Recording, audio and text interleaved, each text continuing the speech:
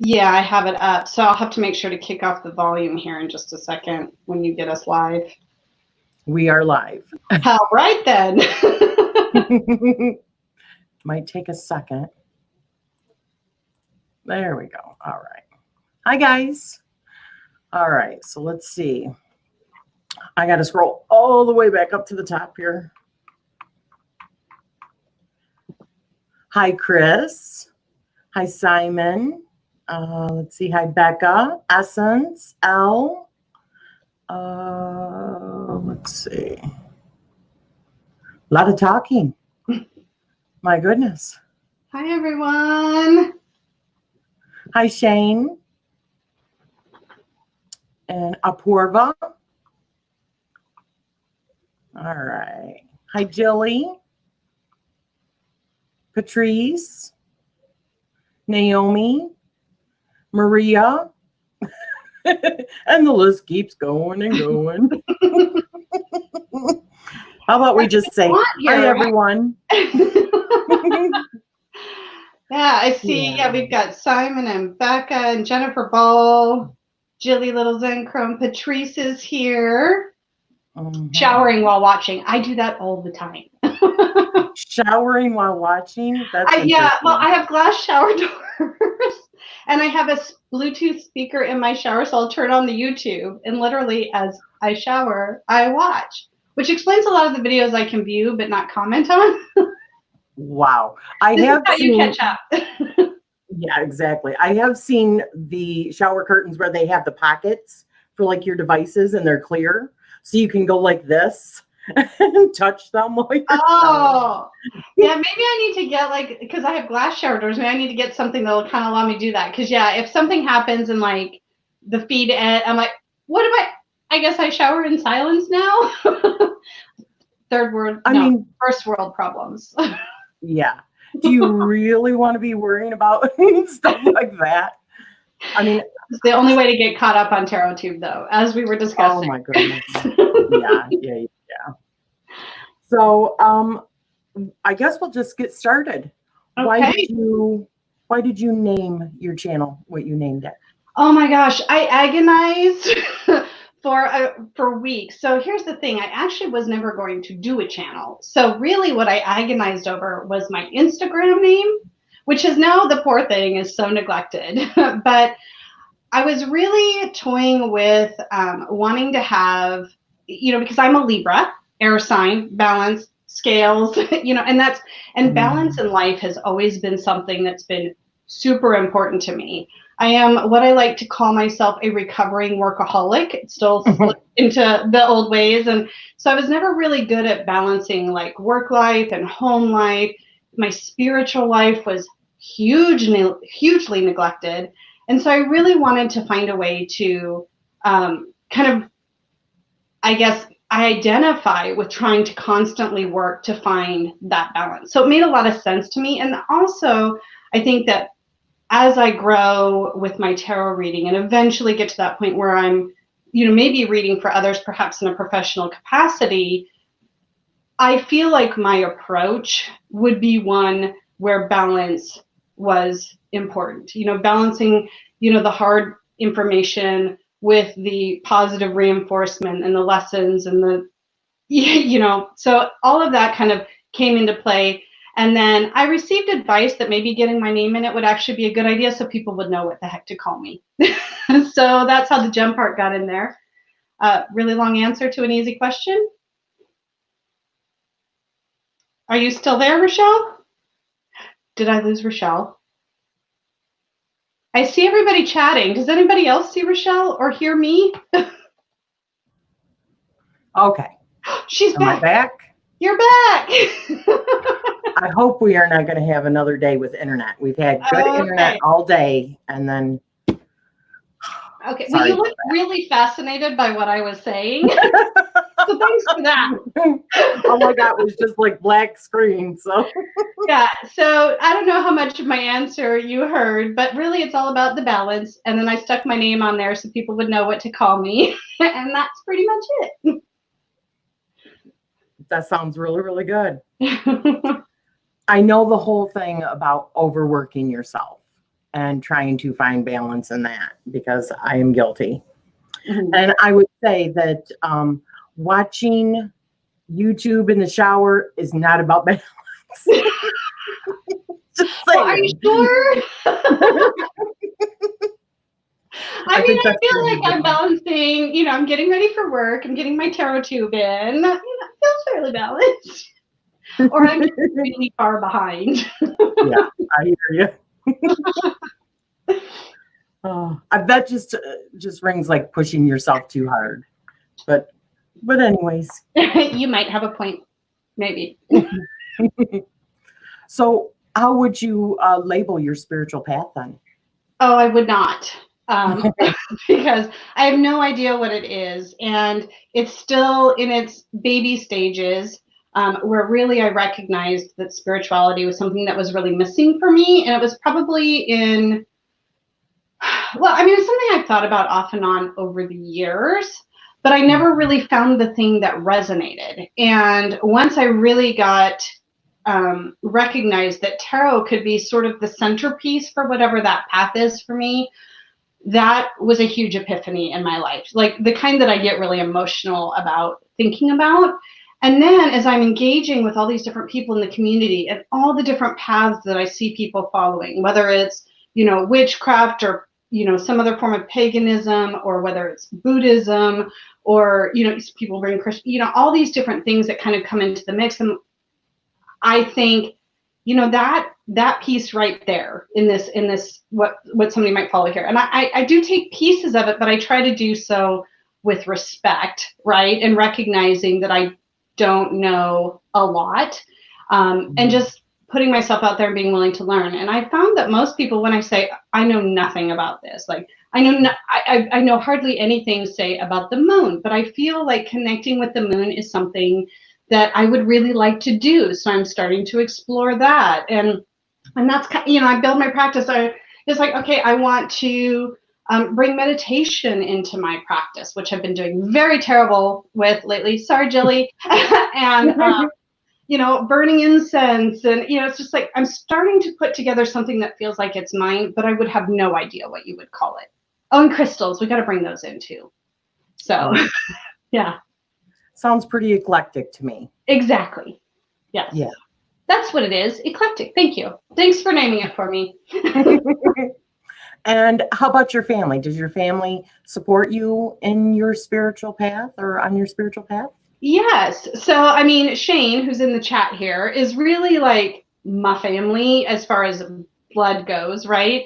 And then, but then I'd say my family has grown, right, to people that include maybe people who aren't related to me.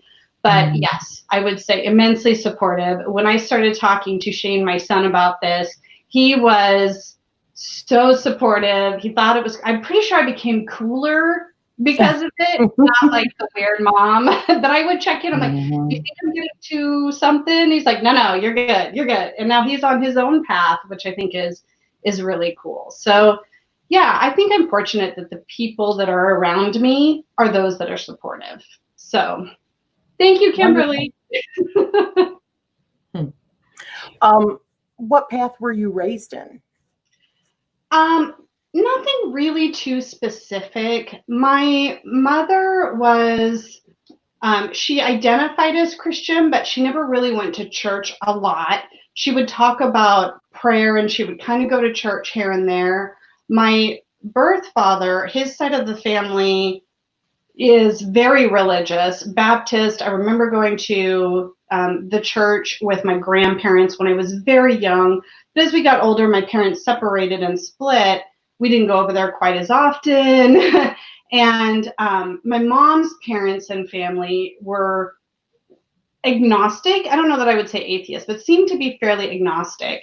So I was surrounded by, there was a time when I was just out of, no, right the year before my senior year of high school, my father paid for me to go to a young life Christian camp for the summer. And that was fantastic. And I really enjoyed the experience. And while I was in it, I was like, okay, this might be kind of cool, but it just never really, following sort of that traditional Christian path is not something that ever really stuck for me.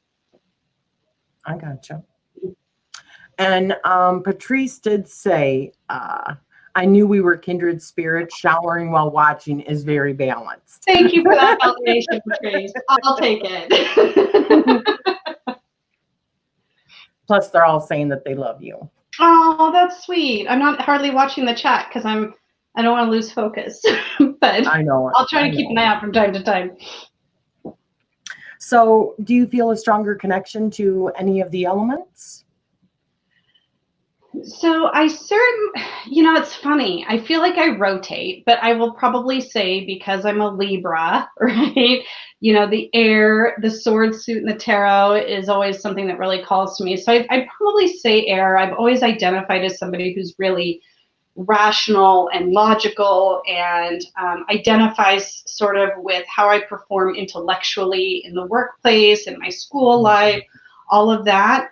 But sometimes I feel like there's been an unhealthy lean towards that, which is why now in the last few years, I feel like I'm finding a better balance. And you're going to have to forgive me whenever I use that word, but it's a good word, with some of the other elements. And, I find myself now allowing myself to feel more passionate about things. So really bringing in more of the fire.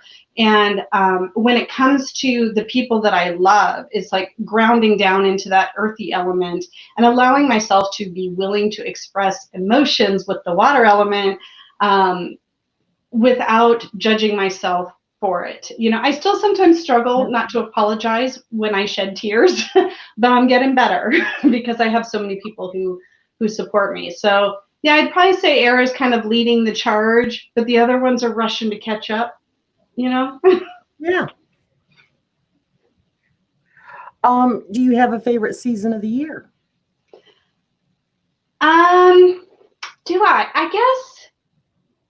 Okay, I'm going to answer every question with favorites. It's like this and this and this and this. But I live in the Seattle area. I live in the Pacific Northwest. We get all 4 seasons, and I can find things to appreciate about them. I would probably say summer and autumn are kind of my favorite seasons, probably with a lean towards autumn, because I just love it. We're still getting those last few really warm days here, but the leaves start falling. I don't have to worry about my yard overgrowing, and I can tromp through the leaves, which I still like to do as a full-grown adult, not gonna lie. Winter's kind of like, it's really rainy here, so I would say that's probably my least favorite season, but I do appreciate that we have all of them. But being able to be warm without being too hot and kind of, I don't know, all the seasons, but less so winter, maybe. That's a very balanced answer, It's become a thing. I can't even help it. And that's all right. So here's a silly question. Do you use divination? And if so, what types do you use? No. No. So yes, I use the tarot. I use Oracle, although not quite as much. And it was actually really, I'm going to go off on a tiny little story here really quick. So every couple of weeks I get together with a friend of mine, and she lives down in San Diego, California. I'm right now my other friend, Jennifer Ball. And we will have like an online Zoom meetup, and she calls it Wine and Tarot Night. And she's not into tarot, but she's into Oracle. Well, she's interested in tarot, but she focuses on Oracle. And last night she wanted us to have a balsamic moon party, so balsamic moon and wine. And we pulled out my Moonology deck and did a spread with Oracle cards. And I realized, I said to her, I don't ever do spreads with Oracle cards. This was actually kind of cool. I usually just pull one card to sort of supplement whatever it is I'm doing with tarot. I also am dabbling. Well, I say dabbling. I dabbled and want to return to Lenormand. I've had this Anna K. Lenormand, which is gorgeous, sitting right on my nightstand, waiting for me to pick up the cards and look at it. And I keep just sort of running out of time. So I've certainly worked with Lenormand. I actually think I kind of get it. I will always love tarot, but I think Lenormand's pretty cool. And then sometimes I'll play with my pendulum as well. That always seems to work. That's always crazy. But I need to learn how to work with a pendulum board, because I don't know how to use those yet. So I have things to learn there. And then also I want to get into learning runes. And I know there's a lot of resources out there right now about that. So I've got lots of divination things I want to dabble in. Very nice. That's always fun anyways. So well, your sun sign is Libra. And do you know what your tarot birth cards are? I do. So they are the Hermit and the Moon. So the Hermit, kind of distilling all the way down to 9, which is, I had to make sure that I wasn't I know like the life path number is also 9, right? So the Hermit is my birth card, with the Moon being my, what do they call it? Your shadow card, or the things you have to learn card. What the heck do they call that thing? Mary Kay Greer, do you know what she calls it? Did I lose Rachele again? She froze on me. Maybe I can catch up on the chat while you guys are all here. Okay. What are you guys talking about? Shane's favorite season. Are you back? I'm back. I am so sorry. Start chatting with everybody. It is like 90. Oh, she's gone again. Okay, so Shane's favorite season is winter. I said autumn instead of fall. So yeah, you Brits are running off on me. Aw, thank you, Shane, for the support. It's funny because I think the chat is quite a bit behind our stream today from what I can tell. Oh, there she is. I just hollered at everyone to please get off of the internet. Everybody like, don't steal my bandwidth. Exactly. Oh my gosh. I just said hi to some people, responded to some comments. I love that you're so seasoned. Thank you so much. Hey, I'll hold down the fort. It's fine. I love that. I did hear bits and pieces of it. You guys couldn't see me, or you couldn't hear me, or whatever. So, okay. Let's see. You were talking about your tarot birth cards and it being 9, and then yes, the Hermit. And then I was trying to remember what the Moon is called. The life path card, but then there's the shadowy one. And Mary Kay Greer calls it something. And I was hoping somebody in the chat would save me on this, but I haven't seen it. But yeah, so we'll just say my birth cards are the Hermit and the Moon, which make a lot of sense to me because the Hermit, I've always identified as an introvert. And as a young person, is Rachele frozen again? Yeah, I'm just going to keep talking. I'll tell the rest of y'all. So as a young person, I was super shy, always had my nose in a book, and was afraid to talk to anyone. Are you back? Oh, you're back. So she's not back. Oh, my goodness. I'm just going to take over Amethyst Ascension's channel for a little bit. So hopefully, yeah, I'm still going, it looks like. So anyway, I was talking about being an introvert, which some people now say they have a hard time seeing me as an introvert. And I think that's just because, one, I put myself on YouTube, but how many of us on YouTube here identify as actually being introverts? Yay, you're back. And also my job. My phone here in just a second. Oh, you poor thing. At least I keep going here and it doesn't cut the whole thing off. So that's been kind of. And you have the questions. Yeah, so I'll just keep interviewing myself. I'm sorry. I'm so sorry. No, it's more fun if you're here though. So I know, for me too. You're like, I don't want to miss it. Thanks for the. You got this. We'll keep her going. Don't you worry. All right, so as I wanted to talk about the Moon card a little bit too, because one of the things that I think is really cool about that is the other part of my life where I think that really resonates is I've always wanted to explore the things that make me me and that can make me be a better me, help me be better. And I feel like exploring the Moon, uncovering those hidden truths, being willing to sort of dive deep into the shadows and sort of face the things that are uncomfortable are a really important part of finding that balance that you've heard me talk about wanting to be able to find. So I feel like those cards go together really, really nicely. Hidden Factor card. Thank you, Book White. Yes, that's the one. I really was gonna probably have that niggling around in the back of my mind until somebody told me. So thank you. Hi, Sue. Hi, Sean. All right, let's just say hi to people. I'm gonna say hi to some folks, Naomi and Jackie, and I don't know who all we said hi to earlier. I think Rachelle's probably gonna try and get herself connected on her phone. Is that what she said she was trying to do? Yes, thank you for helping. Let's see, I actually do have the questions. I suppose I can just move on to the next one, which, let's see here. So she asked me, oh, but then I lose this over here. I lose the chat. Cut off. Uh-oh, you're back, Rachele? Okay, I'm sorry, I'm hollering at people. Yeah, I thought I'd let you know. Sorry, guys. No, we just caught the last little bit there. Okay, so I was going to start interviewing myself, but you're back, not back in time to do it. Yeah, I put Rachele to sleep and to freeze, apparently.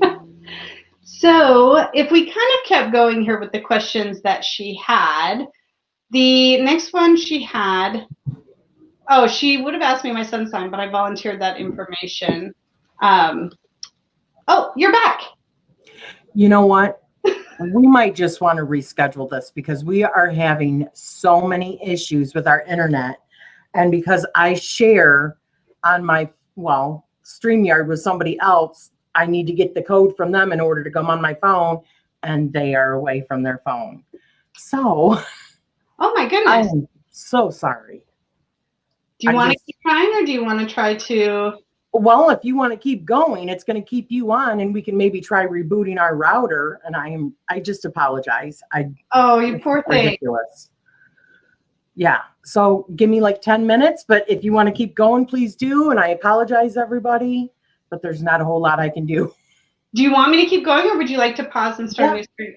I'll interview myself. Okay, I am so sorry. I'll be back in like 10 minutes. All right, Bree says keep it going. All right, I got my list of questions, and I'll engage with you all in the chat. And if you have other questions that aren't on her list, please feel free to ask them in case she doesn't want to miss the ones that are on her list.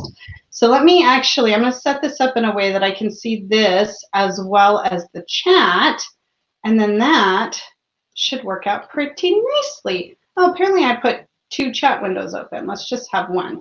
Okay. All right. So the next question she had on her list was, what is my significator card in the tarot? So I would say that I can interview myself. You know, we got to make things work. I was in Tarothon 2019 when the great YouTube crash of 2019 happened. Like, stuff just happens. So, but thanks for hanging with me all. So my significator card, I guess when I think about that, I think about the what court card are you question. And for that, I've identified mostly as the Queen of Swords, again, bringing in that air element, where I'm at in my life. And because I've identified so much with my work self, I think that the Queen of Swords really describes me well in that area. But when I kind of get outside of work, I'm starting to identify more with Queen of Wands energy. I feel like I get very excited and passionate about things. And then also lately I've been feeling very nurturing. So then sometimes I'm bringing in the Queen of Pentacles. I'm like, I want to take care of my family. And yeah, I can't answer with just one card, apparently. I just can't do it. I'm literally here in the StreamYard now by myself. That's really funny. It's nice of Rachele to like let me take over her channel, though. So thanks for that, Rachele, if you watch this back. Let's see. Thanks for all the support. You guys are awesome that you are hanging out for this. My current favorite deck, I really had to think about this because, again, oh, so Simon, you're asking what's at the top of my wish list. Ooh, I'll answer that in case Rachele comes back and answers that other question. I think right now what's at the top of my wish list, and I'm totally cheating and pulling up my LiveBib while I answer this, but I think the deck that's haunting me most that I haven't gotten yet is the Philarcos Tarot. I think that one's probably right at the top of my list. I would have said the Fairy Tale Tarot, the out of print deck by Baba Studio, but I splurged a little this week and went ahead and found one on eBay that I bought that is on its way to me. I figured I had earned it because I had a dog that went into surgery this week, and his bill came, I mean, he's doing great. He's laying right over here, and his bill came in a little less than I anticipated, which almost never happens with the vet. So I thought, oh, well then how about I buy myself a deck. So now the next one on the list is the Philarcos Tarot. I keep seeing that everywhere. Janet Signs to Soul has been showing it. Jilly recently was talking about that deck. Let's see who else. Oh, Brant Moonbaby. So that's that for now. Okay, so then Shane asked, Jen, what is the least favorite deck that you have but won't get rid of? Ooh, that's a really good question. Oh, that's kind of, I don't want it to sound like I don't appreciate the deck. I have a couple that I'm sort of wondering if I really needed in my collection. And so I bought them because I haven't really been drawn to use them yet. I'm totally looking at the shelf behind me here.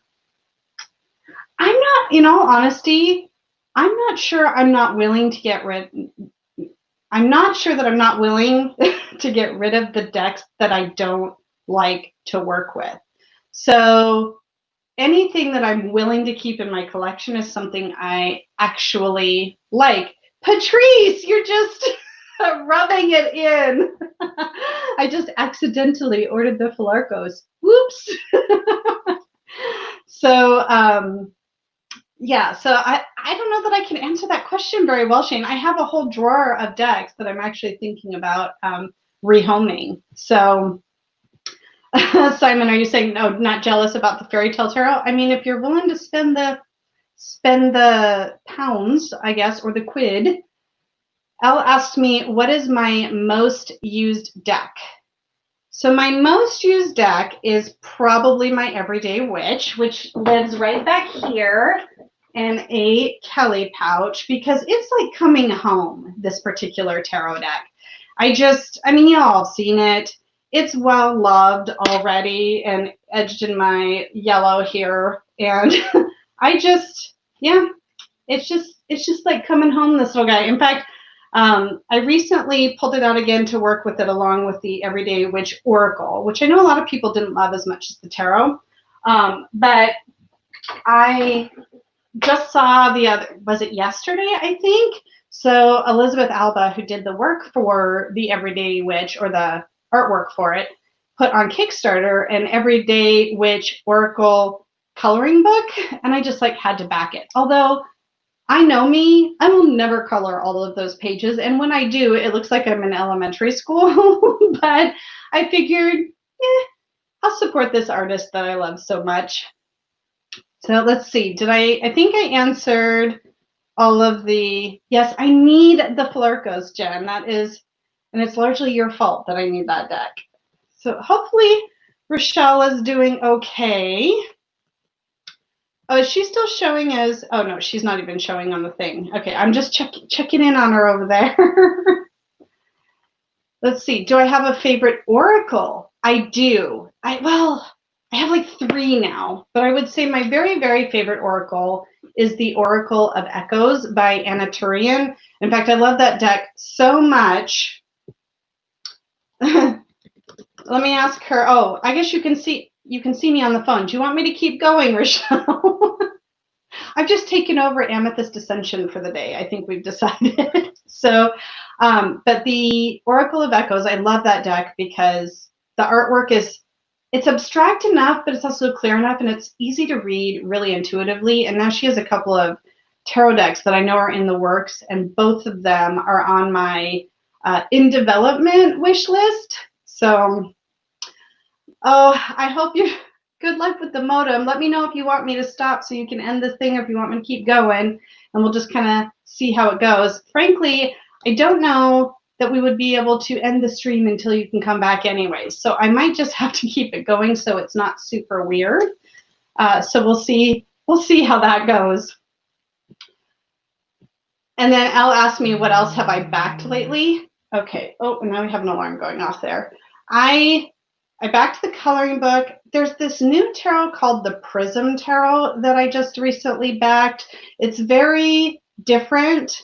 I'm thinking I was in a bit of a mood when I did that. Okay, I'll keep going.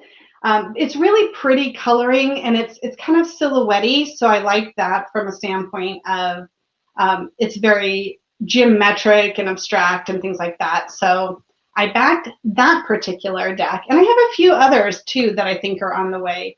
One I'm really excited about is the let me pull it up here. So there's Jillian C. Wild, who created the Naked Heart. She put out an oracle deck, and this one is already funded and is, I think, on its way soon, called the Antiquities of Magic Oracle, which I'm really excited about. The other ones, let's see, on the way, the Infernal Tarot, which looks very cool.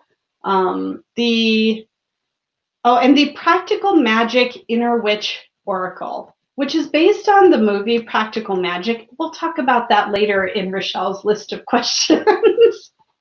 So, oh my gosh, you guys have so many questions. So, Rachele, I was answering some of the questions that were coming up in the chat here, just in case you do come back and we want to try and answer your questions while you're here. Do I use Lenormand? And if not, do I think I will? I'm trying. Like right here, the Anna K. Lenormand. I played with it a little bit, and it does, I feel like I get the system, but I don't have all the cards memorized yet. But it is something that I want to use more of, for sure, because I think it's a fun, different way to do divination. The tricky part is sort of taking out that the way that you want to read tarot and trying not to apply that to Lenormand, right? Naomi asked me, have you got anything in the pipeline once Playdate finishes? Oh, what makes you think Playdate's going to end? We are currently with Tarot Playdate working through the 78 cards of the Rider-Waite-Smith deck, but I just have a feeling, and I've still got some time, right? We just finished was it our 30th or 31st Playdate? So we've still got some cards to go, 40-something cards to go. So about a year, but I'm going to be thinking about what it is that we can do next, because I want to keep Tarot Playdate going. I love the idea of having a bunch of people who can come together and participate in something so interactively, and it's been so much fun. You know, whether we try to tackle Tarot de Marseille or we bring in different kinds of activities, we will figure out something, because I really want to keep going with Playdate as long as I can keep it alive. Let's see here. Hello, everybody who's been coming in. Hi, Cindy. So Elle asks, how would you describe your deck taste? That is a very good question. Am I allowed to say balanced? Am I allowed to say that? I like all different kinds of decks. I have, I have decks like the Fountain Tarot. I have the Next World Tarot. I have this really pretty and light and different Star Seeker. I have love all the RWS. Am I hearing Rachele come back? I'm here. She's back! Thanks for letting me take over your channel. You are a pro. I love it. Thank you so much. Thank you so much for asking all these questions, everyone, while we waited for her to come back. But Elle, to answer your question, just like my spiritual path, let's call it eclectic. Let's do that. All right. I think I answered all the questions that people asked, and the only one of yours that I actually answered while you were gone was what my significator card in the tarot was. Oh, and then somebody asked, nope, nobody even asked me that yet. So we're ready to kick it off with my current favorite deck. Perfect timing. I love that. Thanks for letting me just keep hanging out. I feel like I just went over to like my friend's house to hang out and they had to run out to get, food or wine or something. It's like, oh, it's okay. I can entertain myself. It's totally fine. So as for my current favorite deck, and then I'll hand the questions back over to you so I don't have to keep flipping back and forth. If that's all right. I really had to think about this, and I think at the moment, now this is not like my favorite deck of all time because that will be my Blushing Fool that my kids got me. So there's that. But the CS Tarot by Conrad Stein, CS standing for Coleman Smith. It's really easy to think that it's Conrad Stein is what that stands for. And this is a deck that's on Make playing cards, and it's the Rider-Waite Smith, but done with new, beautiful coloring and with these like crackle backs that he does. And these are the backs, and I ordered a version. He released a second edition. This is a version that has silver gilding on the edges.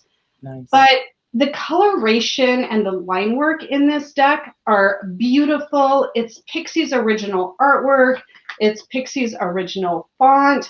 And the deck, because it's on this beautiful Make playing cards cardstock, shuffles like a dream. So it just scratches all of the itches, So that's probably my current favorite that I kind of keep pulling out. When I'm in a pinch doing a reading, or when I was doing readings with Jen at Science to Soul, it's like this one I knew I could rely on to read well for me.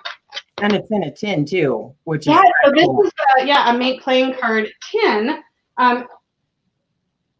This came, I was able to order the tin with this deck, but I've also since bought a bunch of other tins for Make playing cards too, to house some of my decks that don't have boxes. So you only have one really then? Most everybody usually pulls out 2 or 3 at least here. Oh no, I've got so many others. I've got the Light Seers, and I've got This Might Hurt, and then I've got my Starlight Illuminated Tarot by Carol Hurd. No, I've got lots of favorites, but I was trying to actually, that's the one time I answered with one thing. And that's the one that people usually have problems with. Right, yeah. That's I gotta keep it balanced. Do you have a favorite tarot card right now? Yes, I think I do. And I think that's the Queen of Pentacles.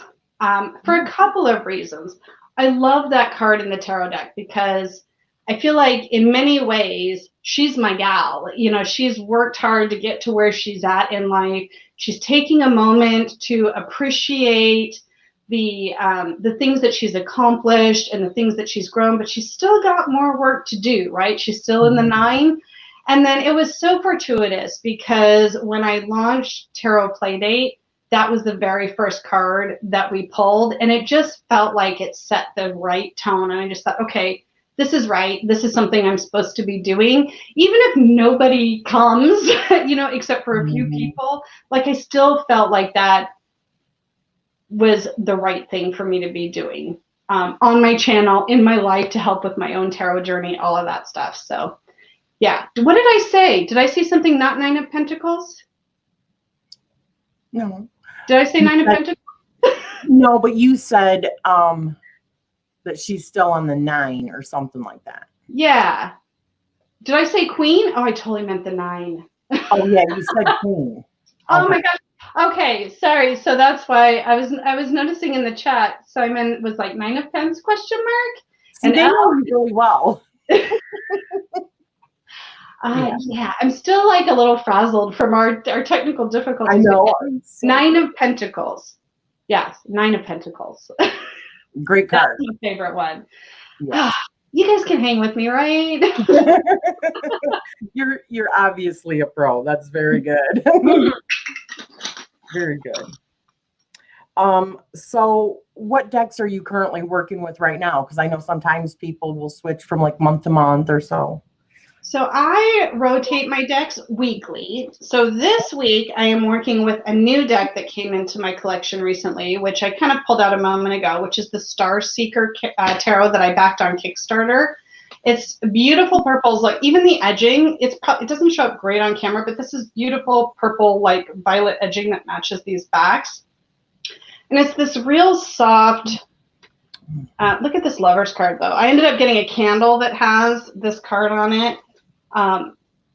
And it's different than what I expected it to be, but I'm very much, Three of Cups. I love this card every time it comes up. This might be another one of my favorites. Nine of Pence and maybe this one right here. It's been coming up a lot for me lately, which I love. So I've been working with that, and then I've been working with, I happened to pair that this week with the Awakened Soul Oracle deck by Ethany. This is one I hadn't worked with in a long time. Let's see if I can have some good examples. I like this deck for it. This guy totally cracks me up. Look at that meditator. He's such a character. But there's actually a pretty decent amount of diversity in this deck and some cool messages. This card came up for me this week. Is that not gorgeous? That is beautiful. So, all those cards are gorgeous. Yeah. And want to know what the previous one was? Star what? Star Seeker Tarot. Star Seeker. Okay. Yeah. It did look like Bob. Bob Seeker. Bob Seeker, Bob Ross. Oh, the guy with the meditate. Yeah. And then also, I kind of just keep on my nightstand right now. I've been working with the Next World Tarot Pocket Edition because this deck has so much freaking stuff to say. But I realized with my late 40-something eyeballs that I love the Pocket Edition for the size, but I can't see the artwork very well. So I think I need to get the big version of this to work with. So I've been using that to kind of answer some of my deeper questions I might have throughout the week. And then my Star Seeker and the Oracle deck I'm using for my daily card pulls and all of that. Oh, awesome decks. Beautiful. Would you consider yourself a tarot collector? And if so, how many decks do you have? So I looked at my library right before this call, and I thought, okay, I might be getting close to 150, not just tarot, that includes Oracle, but it was 169, including tarot and Lenormand and a few extras like my Living Wheel astrology cards. But I have something like 112 tarot decks with a few more on the way. So I can't say no to the collector bit, can I? Yeah, I think that's wonderful. I think you have been reading maybe just a little bit longer than me. Maybe early 2018 is when I started to really express interest. Probably late 2018, I started to make it part of my routine. So coming on a couple years now. Is that pretty similar to you? I'll be on 2 years in August or October. Yeah, so we're really, really close. We started Journeys really close to the same time. Yeah. You definitely have about 100 decks on me, though. Yeah, there's a bunch of people in this chat that we can blame for that. All these damn enablers. Right? But please don't stop. Just saying. Exactly. Please don't stop. I say don't stop. My husband says, please stop already. Yeah, there's something about that 9 of Pentacles again that's coming into play here for me. I hear you. Not the Queen of 9, but So since you started, would you say that your reading style has changed? Yes. Only in that I'm becoming more confident with trusting my intuition, right? And being able to read and trust that what I'm saying, even if it doesn't seem like that's exactly the same meaning on the card, or if I feel like I'm being asked a question and I really, like as a friend, you would give this answer, but when the tarot cards come up and you're like, ooh, okay, this is really saying something, and trusting and delivering that message, I think that's where I've made probably the biggest strides. I will still, like in my daily practice, I'll still refer to the books because I want to get a feel for how all of these different creators are interpreting these cards, and I want to round out my knowledge. But certainly much less reliance on the guidebooks, trusting my intuition more, being more freeform with, how I pull cards and how many cards I pull, and not feeling like I have to abide by certain rules. So yeah, I think a lot of that has evolved over the past couple of years for sure. Yeah, excellent. Let's see. Do you have any daily rituals that you do? Yeah, not a ton, but I do every day, unless I have some kind of crazy day, but every morning I will pull at least one tarot card, one oracle card. I'll journal about those, or usually what I'll do is kind of write down sort of initial thoughts. Sometimes if I feel like I'm really rushed in the morning, I might just write down what the cards are.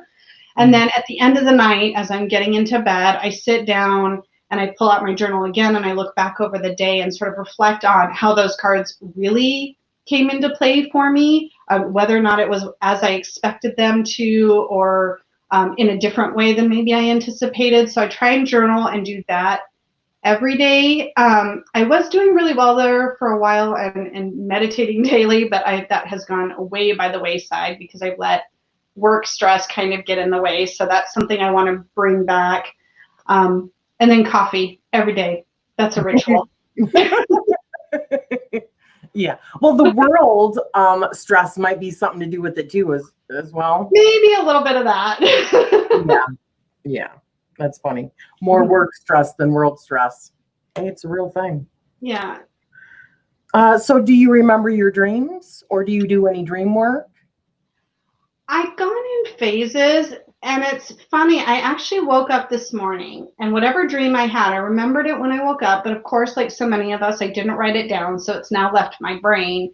There was, for a little while, I was journaling about them, and it seems like when you really set that intention to remember your dreams or work more with your dreams, then you start to, that sort of feeds into itself, and you start to remember them as you're writing them down, all of that.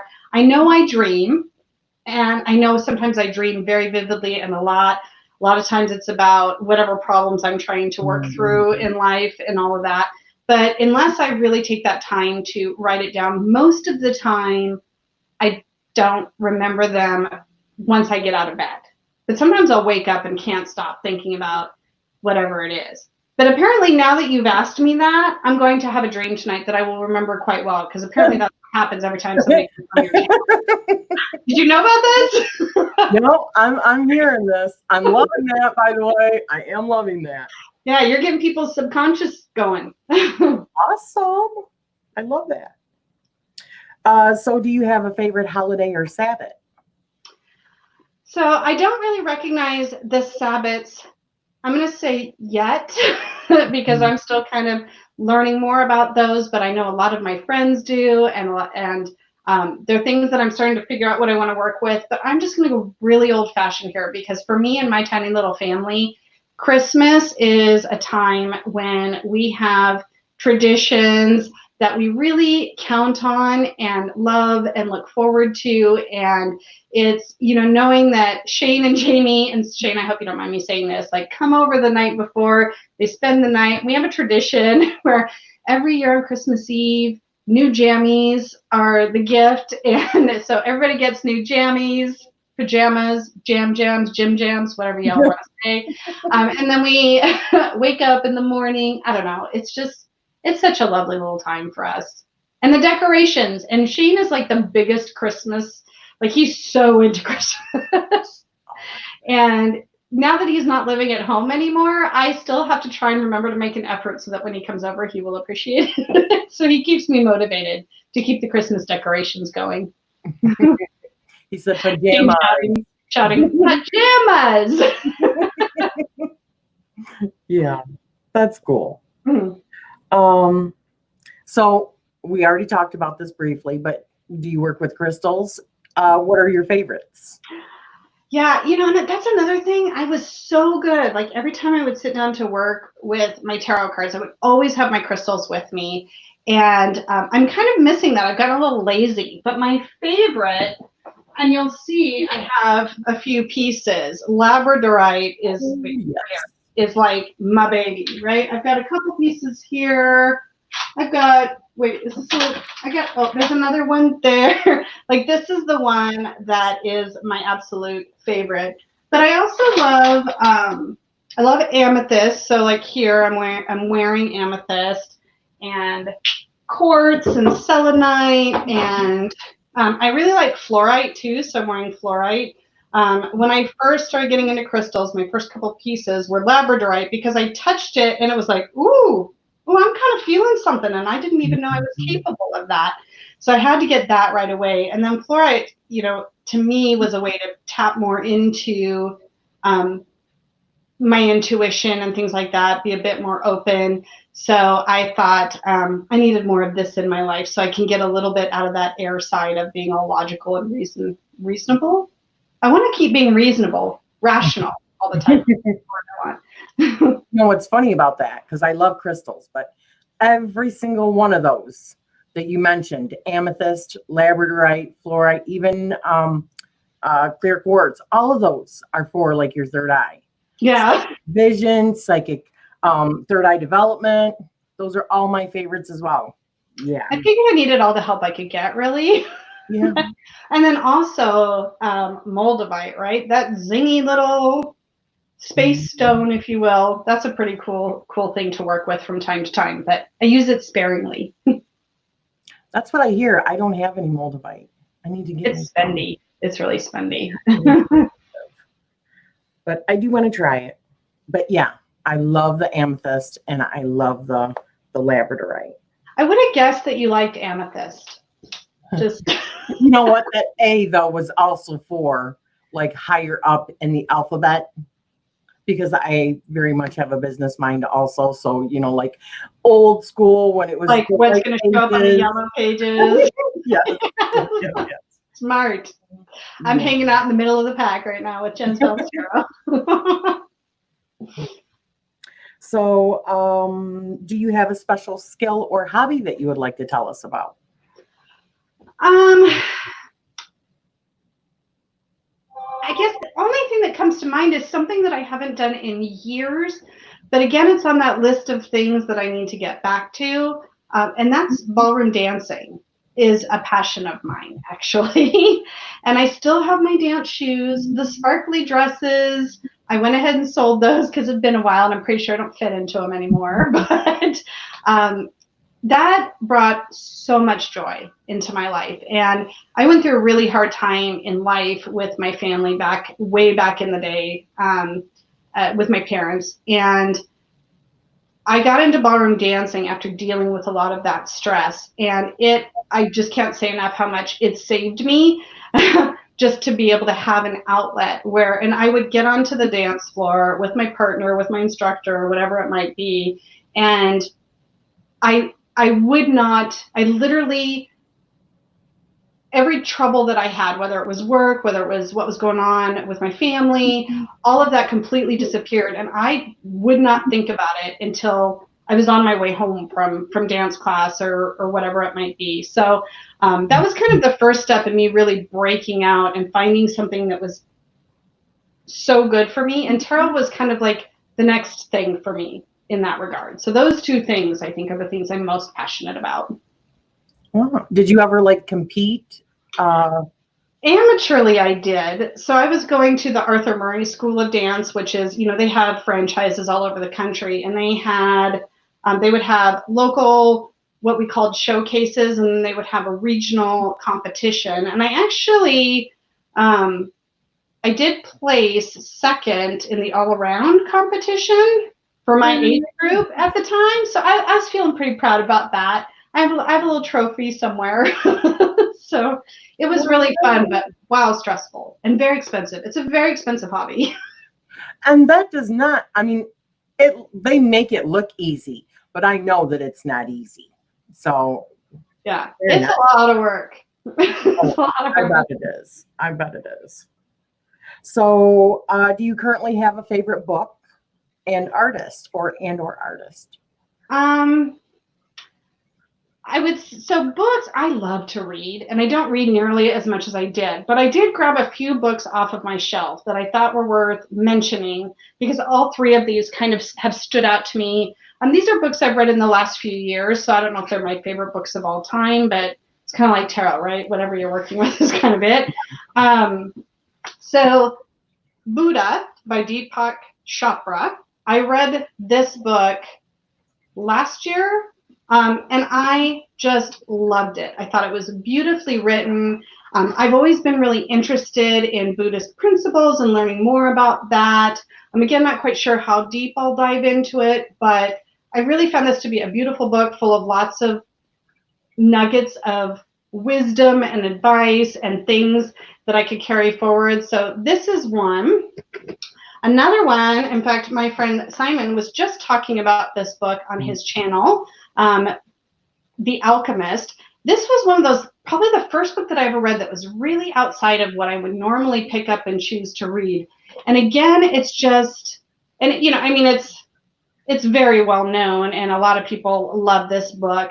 But again, it's just sort of life lessons built into a story. And if you don't come away like feeling like you can learn so much from this fictional character, then I just feel like you're doing it wrong, you know?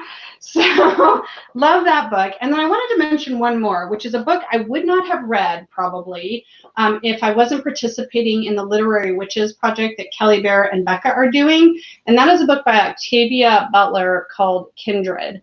And this is a book that basically, and it's really crazy. It's like a time travel story where this woman just all of a sudden gets pulled back into time and ends up back in the South in the days of slavery.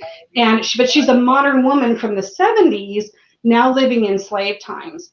And it was mind-bending in a really eye-opening way. And watching, again, it's a fictional story, but it wasn't easy to read, but I'm so glad I read it. I loved it. I would recommend it. But it's very confronting in many ways. But Who was that one by? This is by Octavia E. Butler.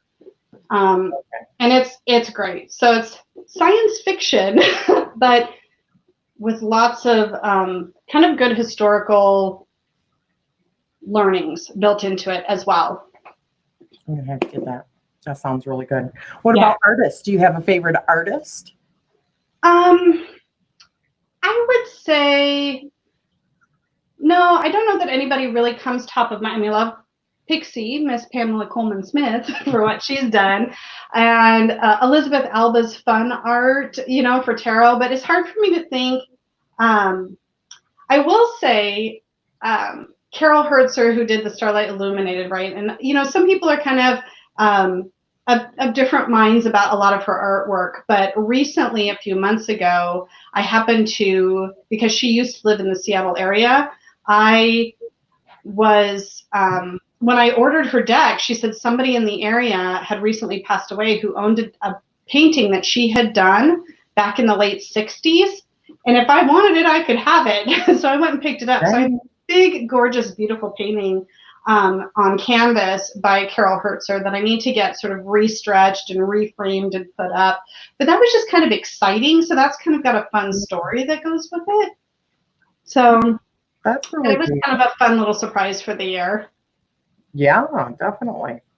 And I'm not sure about that deck. I don't think I've heard about that deck. The Starlight Illuminating? So she's done the one you just showed, was it? Yeah. Oh, so she does and I actually have another one too. So she has, oh gosh, it's sliding out of its slippery bag. You know me, I'm going to drop some at some point. So she does the Illuminated Tarot. So she hand paints all of they're really shy, RWS cards, right? So she has this version, which has that kind of coloring. And then I have the Starlight one, which is, it's got all these Starry Night backdrops. Wow, so look at that. Yeah, I did do a walkthrough of this deck on my channel, not of the original, but you'll probably see Simon's talked quite a bit about these as well. Oh, they're so bright, my goodness. Yeah, and sometimes depending on which version you get of the different decks she's done, some of them the line work can be a little bit thicker. But these ones, I felt like the line work was really nice, and I really enjoyed them. Those look like they're a little bit bigger too. These are chunky because these are hand cut and laminated. Oh wow. Yeah, so they're not like perfectly aligned. So sometimes that's a little bit of a shock for people too. But if you know what you're getting, then it's not a surprise. Yeah. Which is maybe why Simon's saying, I love them now. Yeah. That in the chat. And put those away. So do you have a current TV series that you are enjoying right now? So, yes, a couple actually. I haven't been watching a ton of TV, but there are two. One, I'm watching Pose on Netflix, which I don't know why I did not watch this sooner, but it is amazing. And it's basically about when does it take? So, it takes place in the 80s, and it's these. It's about the ballroom days, not ballroom dancing like I was talking about earlier, but the I don't even know how you describe it. Strike a pose, voguing, like, and it involves a lot of different characters from the LGBTQ community back in the 80s, right, who were participating in these. I guess you could kind of call them fashion shows, but then these characters create houses and they build these families and they compete as a unit and the relationships and all of that that's happening. And then they're also covering the topic of the AIDS epidemic back in the 80s and how that was affecting people. And there's just a lot to it. And the characters are amazing. I'm just in love with all of them. So loving that show. And then I have to bring it back and bring a little dance into my life. So on network TV, World of Dance. It's a competition dance show. You put any dance show on TV and you can bet I'm watching it. So I'm loving that. And I actually sat down and realized I had an episode recorded yesterday and I had a really hard day and I was like, yes, I can watch World of Dance. And I probably do that in my house. I clap like that and everything. So. Underground ballrooms. I love that. Mm-hmm. Found family theme is so strong. Yeah. Makes me think of Madonna. Yeah, and trans women playing trans women, which is actually really important. We don't have straight cis people playing trans people. We have trans people representing their community. And I love seeing that happen in the media. So people were making comments about that about Pose here in the chat. Strike a Pose, 1987. Okay. Mm-hmm. Yeah, I remember Madonna. Yep. So, do you have any favorite witch movies or TV series? Yes. So, as I mentioned earlier, I don't know if this was when you were in or out, Rachele, but I recently backed a deck on Kickstarter that's based on the movie Practical Magic. So, from the 90s. And I must have watched that movie. I mean, I owned that movie. I watched it over and over and over again. I guess the witchy movies that I sort of think about are definitely from the past. The other one, I've heard so many people talk about this, was The Craft that came out in the, like, I probably was just as around the time I was graduating high school, like early 90s, I think. I was fascinated by that movie. So those are two that kind of really stand out to me, but Practical Magic brings, even though a lot of it is really twisted, but Midnight Margaritas will live on forever. Anybody wants to have Midnight Margaritas with me? I have the soundtrack. We'll put on the song. We'll put the lime in the coconut, and we will have a good time. Yes, I love that. That was one of my favorites. But I love both of those actresses. So yeah. Oh, I love the older aunts too. I thought they were fabulous. Oh yes. Please let me be them when I grow up. Let me be that fun. Yes, exactly. I love that. Mm-hmm. So do you prefer coffee or tea? I prefer coffee, but I also love tea. But if I had to give up coffee and go with tea, I would be totally fine. I'm getting into exploring more in different kinds of teas. I love how people work tea into actually their spiritual practice. I think that's a very cool concept that I might borrow from folks. But I do love my coffee. Give me a nice dark roast cup of coffee in the morning, and I'm a happy, happy girl. And a much more awake girl. Yes. So is there a time period other than now that you feel really drawn to?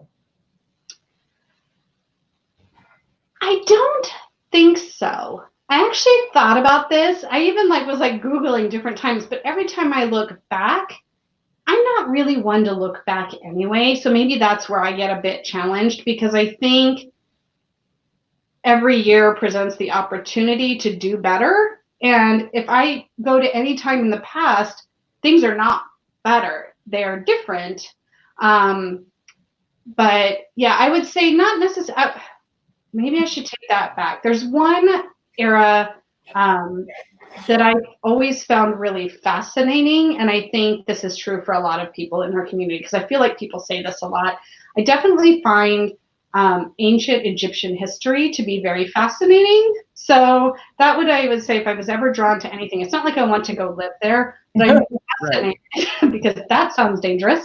But I'm fascinated by that history and that culture, and I mean, the things that those people accomplished in building the pyramids and all of that. I mean, the people must have never slept. I don't know. I don't know how they got so much done. So I've always found that really fascinating. Maybe it's her first life. Maybe. Maybe. Mm-hmm. So if you could have a deep conversation with anyone during any time in history, who would it be and why? I thought about this quite a bit. This is probably the question I put the most thought into. And I thought, who the heck? There's so many people I would love to talk to. And people I feel like I know more about. But there's somebody in particular that I would love to get to know a lot better. And that's Maya Angelou, actually. I've always, the quotes that she puts out there I've always been really drawn to them, but it's I remember seeing on Hallmark cards. And as I started to do some research about the life that she lived, that woman lived 5 lifetimes, I think. And the things that she accomplished, she was a writer, she was an actress, she was an activist, and all these different things that she did. I just thought, her or Oprah, I think I could, but I feel like Maya Angelou even, the things that she did and accomplished would be a fascinating conversation, and I feel I would do nothing but learn by being able to speak to her, So that's somebody that came to mind for me, but I could probably name 50 more, but if you ask me now, I'd go totally blank. Right. Those are hard questions, because to narrow it down to one person, yeah. Mm-hmm. So here's another one that's difficult. Okay. So if you could go to any event in history, what would it be and why? Okay, I picked 2 because I couldn't decide. Okay. So I thought it would have been really, really, really cool to have been in the march and to be able to hear Martin Luther King's speech, I Have a Dream, in person, to be part of that energy and to be able to hear that in person, I think would have been really, really life-changing, and it spoke of a moment. I wish we were further along than we are, but that's one moment. And the other one that I can't help but think would have been really so awesome, and I actually know somebody in this chat who actually was there, and that would have been to be at the Live Aid concert in London in 1985. Holy crap, that would have been so much fun and so cool. So I will always be jealous that I didn't get to go to that. And I'm sure, again, there are many more, but those are 2 that kind of came to mind fairly quickly when I saw that you had this question on your list. I would just have a time machine, because I definitely, when I say, going back into different events or, being drawn to different times, I definitely would not want to go back to any other time in history. Right. But to go and visit and actually see how things actually were done, or how the pyramids were actually built, But knowing you could get back out of there. Yes, exactly. Yeah. Simon, are you being facetious with your question right now, my friend? Simon said who, and I'm pretty sure Simon was there. That's very cool. Mm-hmm. So do you have a website? I do not, but I have an Instagram that's kind of neglected lately, but I will do better at some point. Yeah, so no, I don't really have a website, but I have my Instagram, and I have a Jen's Balanced Tarot at gmail.com email address, which I also put in my channels about section in case anybody wants to get a hold of me for anything. But those are the two places you can usually find me. I'm not selling anything online. I don't sell readings or anything like that at this point. It's not a business for me. I'm here for other reasons. So yeah, no website. I do have your channel down below and your Instagram. Thank you for that. I appreciate that. No problem. That's what I'm here for. So how long have you been on YouTube then? So a year and what was March? 4 months? Something like that. So I started in March of 2019. So it's right around the same time you were on, right? Is that about right? I was a little bit earlier than that. Actually, my channel was started like 2013, but I really didn't. Oh gosh, I'm so sorry. Well, you know what I think of is because I remember it was, when was it, like in June, May? Maybe it was May. I hit 250 subscribers and you won my very first giveaway. And so did Apurva, who was like one of the first people in today's chat. And I had like 2 people win. And so that's how I got to know you right away early on, is because you won my first giveaway. I was still really new. Yeah. Because I had done a video for my jewelry like in 2013. And then that's all I had on there and never even really came back to YouTube until the end of 2018. So, yeah. So what is the direction that you envision for your channel going forward? Oh, gosh. I think about this from time to time. And one of the things I want to be really cautious of is I don't want to put a lot of pressure on myself. It's not something that I'm trying to turn into, like I said earlier, I'm not trying to turn it into a business. The reason that I'm here is to connect with people, to learn from people, to share my journey with people who are interested in somebody who's newer in their path, so so to speak. But really, it's making those connections. And so being able to find ways to connect people together or to share things that might help somebody in their journey, those are things that I want to stay focused on. Things that I just ran out of words, but it's like every time I think about it, I get a little bit emotional about the connections that I've made and the people that I've met and the family that I have, and all of that because of this. And to be honest, if it all ended tomorrow and I had that, I would be a happy person. But if I can continue to build on that and continue to maybe pay that forward to others, then that's all I can hope for my channel, really. So that kind of actually answers the last question too. Like, what do you wish to gain from your channel? So it's those connections. Yeah, that has been my primary goal right out of the gate.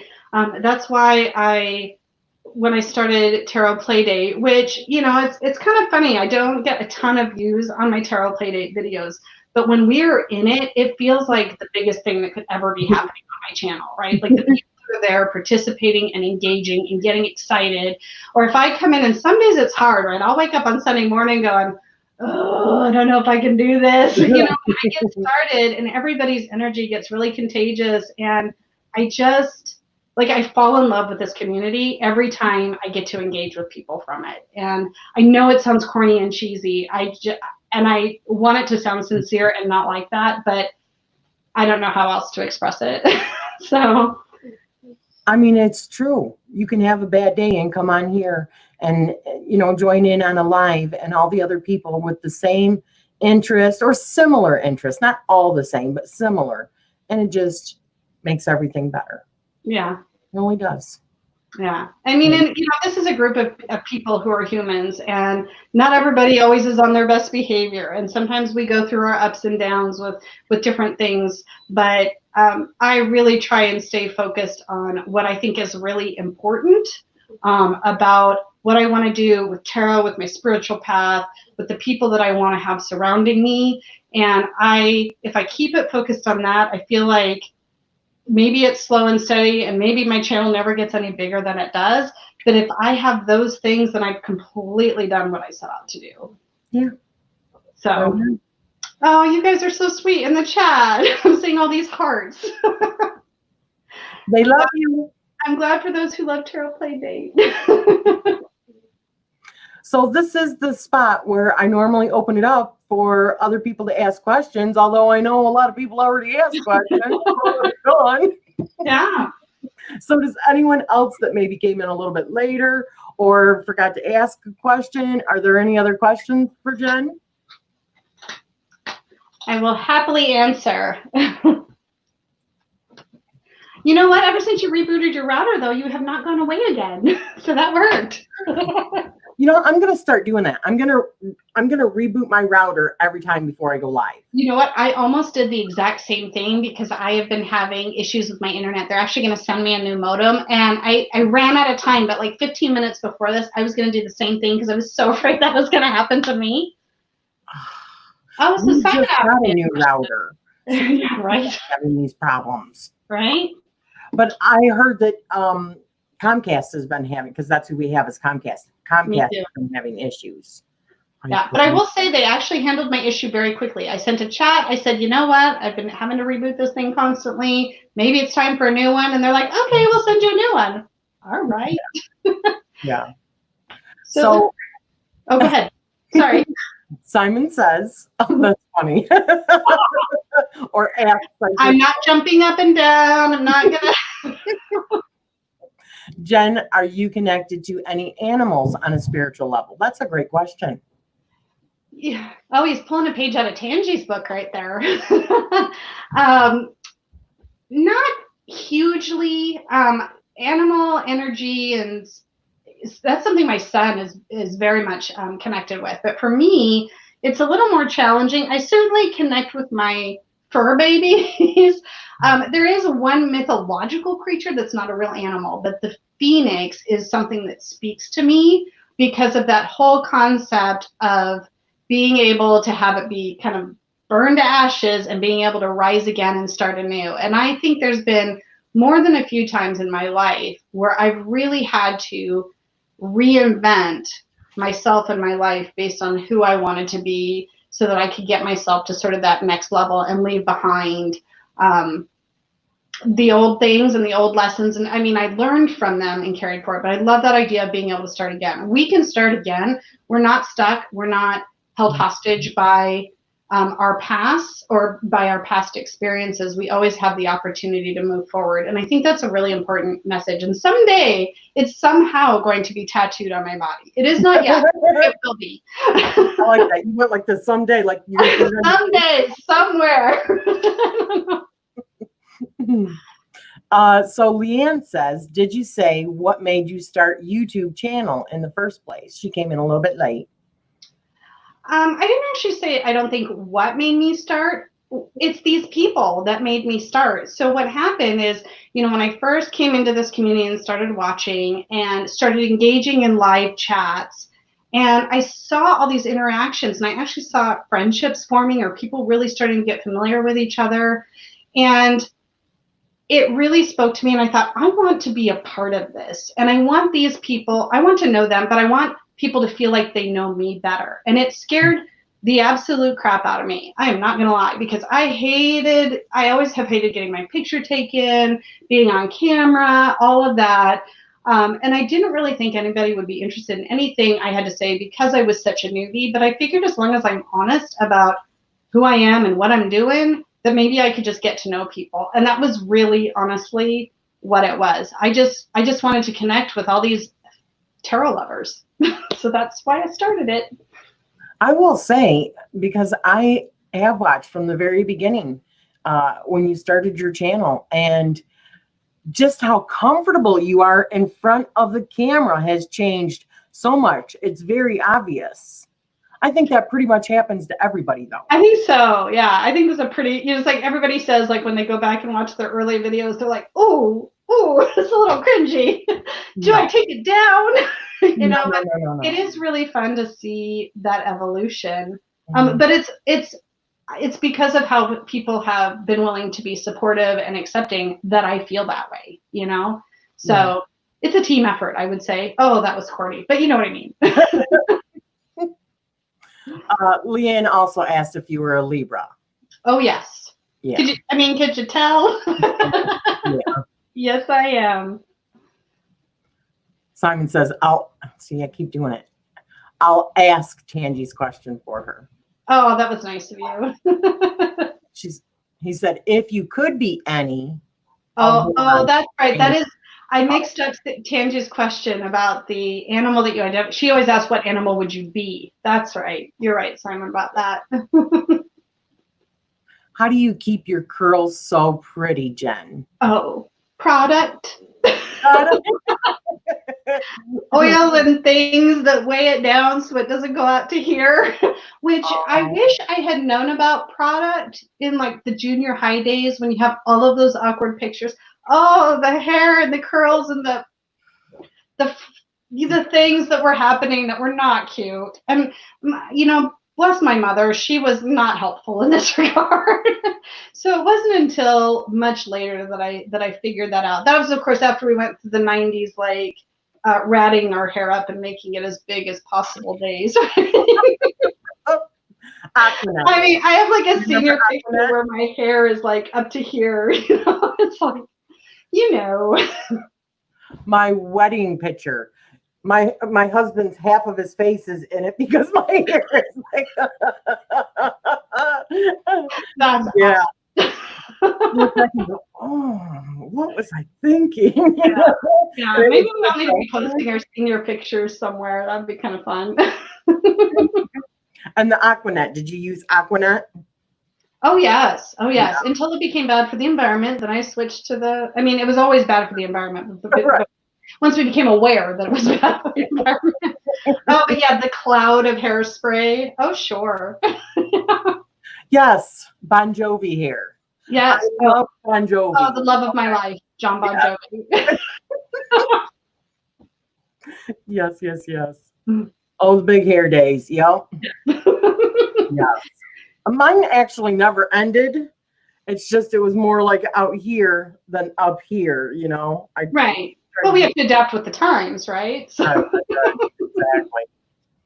Exactly. Still love the big hair. Yeah. Hair band, hair woohoo. Yep. Mm-hmm. Exactly. Aquanet at some point. Yep. We all used it at some point. Yes, we did.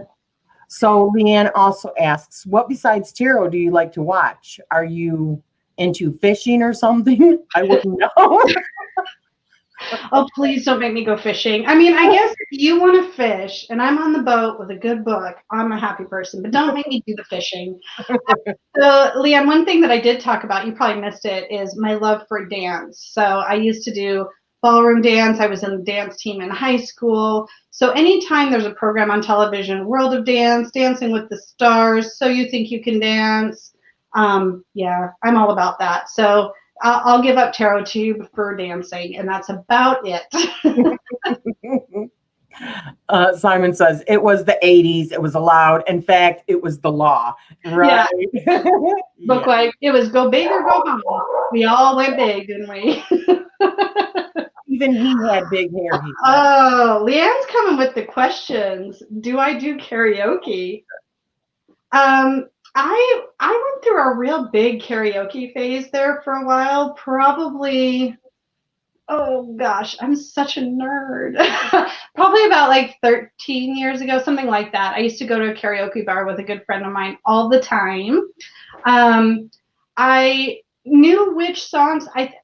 I'm not a great singer, but I'm not a terrible singer. I know which songs I can sing, usually without making a big ass fool of myself. And what songs were those? I was going to ask. Yeah, it's kind of like, you know which ones to pick so you're respectable and people aren't cringing in their seats.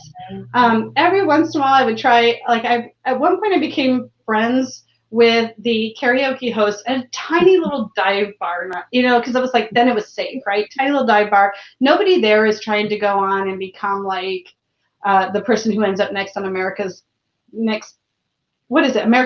Got Talent.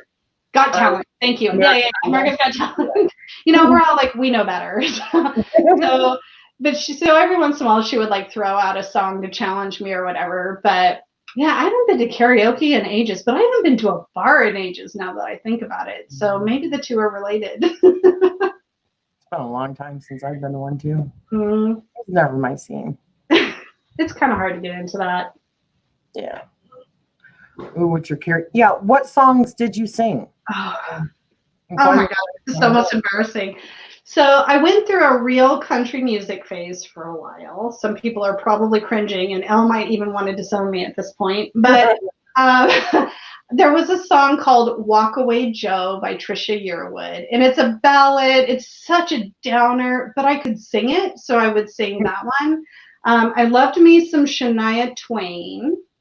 There were also a couple of Pink and No Doubt songs that I would sing. So Get the Party Started by Pink, I would sometimes sing. And a couple by No Doubt, which are suddenly escaping my mind. So I had a few. Elle's guilty pleasure is country music. Yeah. So probably around the time I was singing Walk Away Joe, I had experienced a few Walk Away Joes, so I'm sure I was kind of working through something there. That's before tarot, and I knew how to work through my feelings. Country music was the way. So I've never been into country music. Oh gosh, no. You know, you're missing out on some rite of passage there, I think. Yeah, well, when I was like 19 years old, no, it was younger than that, 17, I think, we went to this party in a very small town. I mean, the kind of town where, you know, their pastime was like barn parties and cow tipping. And yeah. And we went in and it was nothing but country music, but I mean like deep down country music. And I swear to you, I was sick to my stomach. I hadn't been drinking or anything. I just could not handle it. I had to leave. It was too friggin', yeah. The energy was just too dark. Oh, that's interesting. So, you know, when I got into country music, it was in the early 90s. And I mean, I was just turning 21, just old enough to go to the bars here. And I had one of my best friends, she was very much into country music. And up until then, I mean, I was listening to Bon Jovi and Poison and Whitesnake and all the butt rock hair bands and all of that, right? Along with some Madonna and some Prince.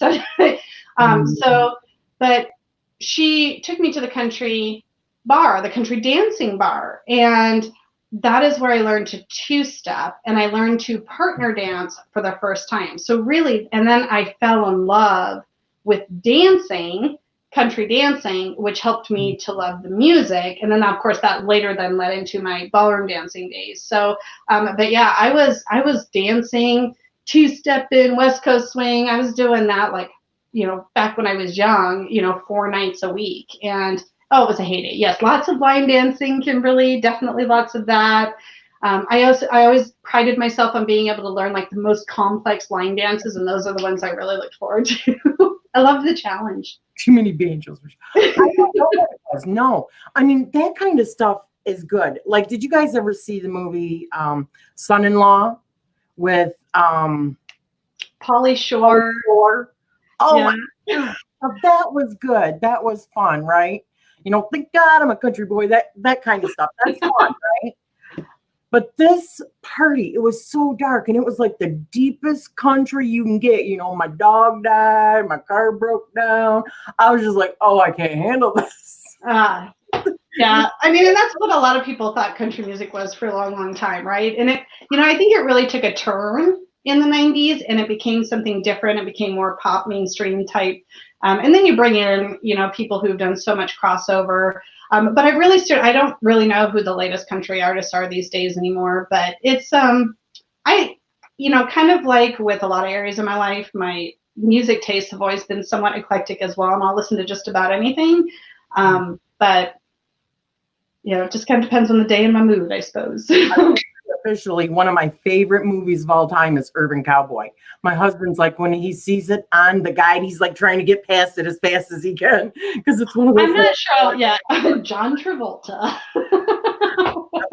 And I love Charlie Daniels. The Devil Went Down to Georgia. I love that song. That was so good. I once. So do you remember when the movie Coyote Ugly came out? Yes. Yeah, remember, and they would dance on the bar to The Devil Went Down to Georgia in the movie. Well, right in its heyday when Coyote Ugly had been out for not too long, and I went down to Las Vegas with a girlfriend of mine, and we went to the Coyote Ugly bar, and they would let people like get up on the bars and dance, like so many women at a time.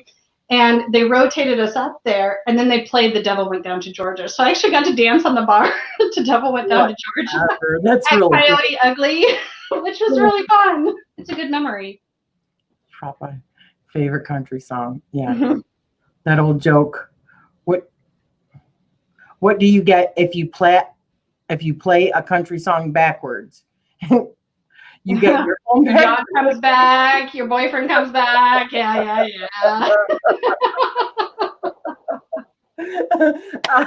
I've never heard that, but that is Oh, how did we get down this rabbit hole, Rachele? Like, how did this happen? That is live, right? Country line dancing. Well, this has been so much fun. Oh my gosh, it has been an hour and a half. Okay. I was thinking we're not too bad. So we did pretty good, actually. Yeah. A lot of ground, some extra questions. I took over your channel for a while. Thank you. It was wonderful. I'll have to watch it back and see what I got. Right. Thank you, everyone who came into the chat. I know I wasn't able to, it's kind of, even with the chat right in front of me, like, I don't know, I feel like I missed a lot. So I'll probably enjoy watching it back and seeing what y'all had to say. It might take a day or two for the chat to actually show up. I know that, yes. Yeah, thank you so much, Jen. This has been wonderful. Thank you for helping out when I lost my channel for a bit. Hey, I gotcha. I can do nothing is what I did. Thank you for having me. I really appreciate it. And again, thanks to everyone who came in and listened to me talk about myself for an hour and a half. I won't put you through that again anytime soon. Thank you, guys. And I hope you have a wonderful rest of your weekend. Bye, everyone. Bye-bye.